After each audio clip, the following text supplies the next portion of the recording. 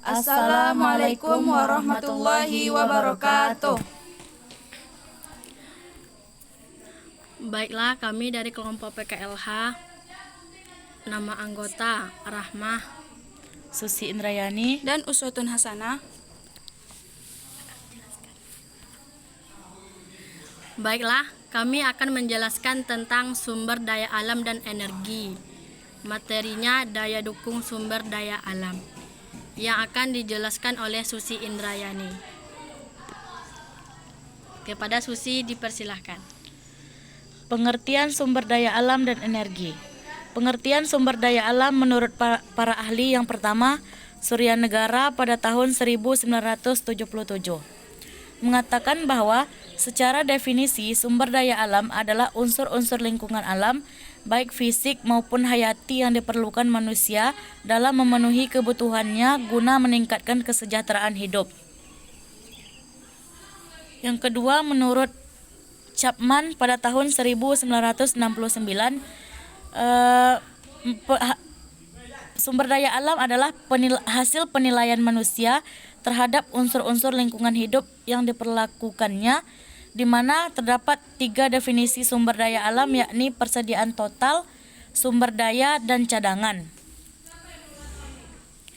Yang ketiga yaitu menurut Isard pada tahun 1972, sumber daya alam adalah keadaan lingkungan dan bahan-bahan mentah yang digunakan manusia untuk memenuhi kebutuhan dan memperbaiki kesejahteraannya. Yang keempat, menurut Ireland pada tahun 1974, sumber daya alam merupakan suatu keadaan lingkungan alam yang mempunyai nilai untuk memenuhi kebutuhan manusia. Pengertian energi menurut para ahli. Yang pertama, menurut Arif Al-Fatah dan Muji Lestari, adalah sesuatu yang dibutuhkan oleh benda agar benda dapat melakukan usaha. Yang kedua, menurut Campbell, Rich, dan Michel, energi adalah kemampuan untuk mengatur ulang suatu kumpulan materi, atau dengan kata lain, energi adalah kapasitas atau kemampuan untuk melaksanakan kerja. Yang ketiga, menurut Alvin Hadiwono pada tahun 2007, bahwa energi adalah perihal tentang apapun yang bergerak berhubungan dengan ruang dan waktu. Faktor-faktor yang mempengaruhi keberadaan SDA di Indonesia. 1. Faktor geologis. Faktor geologis, Indonesia merupakan wilayah pertemuan 3 lempeng aktif dunia, yaitu Eurasia, Pasifik, dan Indo-Australia. Karena interaksi 3 lempeng itulah memungkinkan terbentuknya berbagai macam mineral tambang di bawah bumi.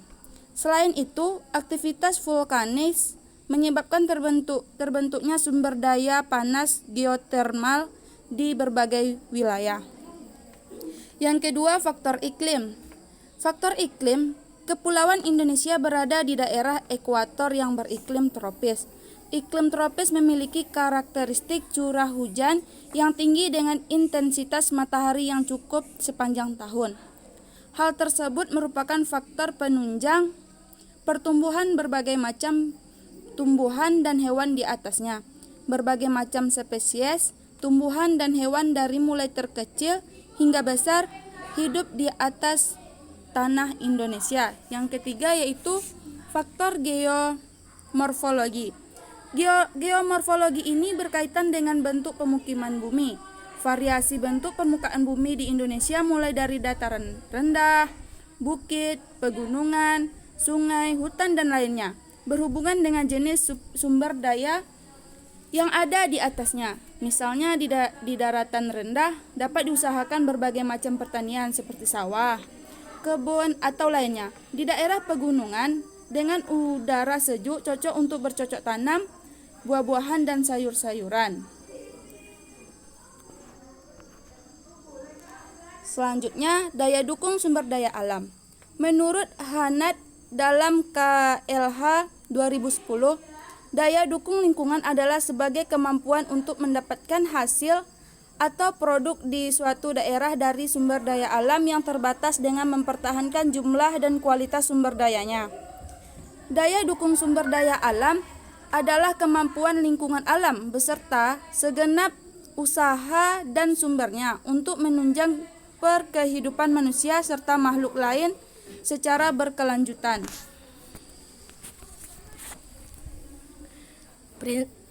Prinsip pemeliharaan daya dukung lingkungan dalam pengelolaan sumber daya alam.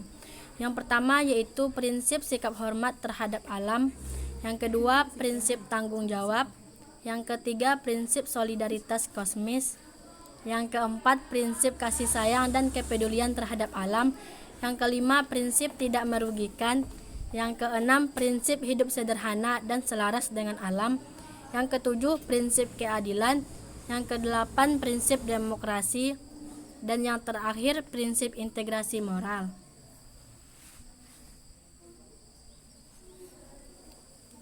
Berdasarkan hasil analisis kajian lingkungan hidup strategis yang dilakukan oleh Kementerian PPN atau Bappenas, diketahui beberapa parameter sumber daya alam yang perlu dipertimbangkan.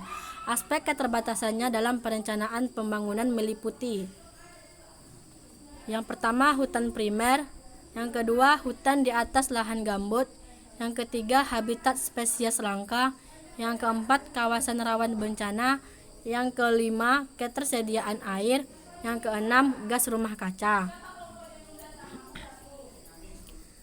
Usaha masyarakat untuk menjaga dan memelihara sumber daya alam diantaranya yaitu: 1. Penanaman kembali hutan yang gundul. 2. Membatasi pengambilan sumber daya alam yang berlebihan. 3. Menjaga kebersihan lingkungan. 4. Membuat terasering pada pertanian di pegunungan.